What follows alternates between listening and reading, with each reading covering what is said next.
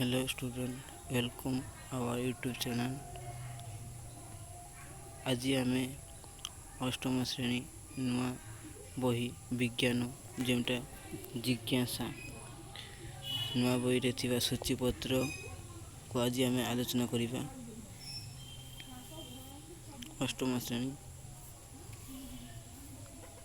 ପ୍ରଥମ ଅଧ୍ୟାୟ ବିଜ୍ଞାନ ଜଗତର ଅନୁନ୍ୱେଷଣ, ଦ୍ୱିତୀୟ ଅଧ୍ୟାୟ ଅଣୁଜୀବ ଜଗତ, ତୃତୀୟ ଅଧ୍ୟାୟ ସ୍ୱାସ୍ଥ୍ୟ ହିଁ ସମ୍ପଦ, ଚତୁର୍ଥ ଅଧ୍ୟାୟ ବିଦ୍ୟୁତର ଚୁମ୍ବକୀୟ ଓ ତାପୀୟ ପ୍ରଭାବ, ପଞ୍ଚମ ଅଧ୍ୟାୟ ବଳ ଅନୁନ୍ୱେଷଣ,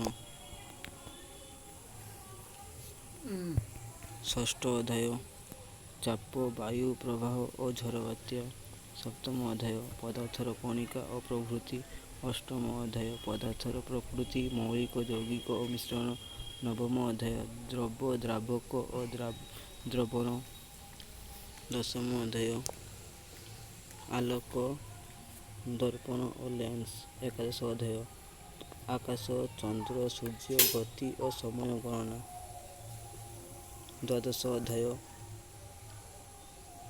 ପ୍ରକୃତିର ସମନ୍ୱୟ, ତ୍ରୟୋଦଶ ଅଧ୍ୟାୟ ଆମ ପୃଥିବୀ ଜୀବନ ଧାରଣକାରୀ ଏକ ଅନନ୍ୟ ଗ୍ରହ। ଏସବୁ ବିଷୟ ତୁମମାନଙ୍କର ବହିରେ ଅଛି। ବିଜ୍ଞାନ ଯେଉଁଟା ଜିଜ୍ଞାସା। ରହୁଛି। ଜୟ ଜଗନ୍ନାଥ।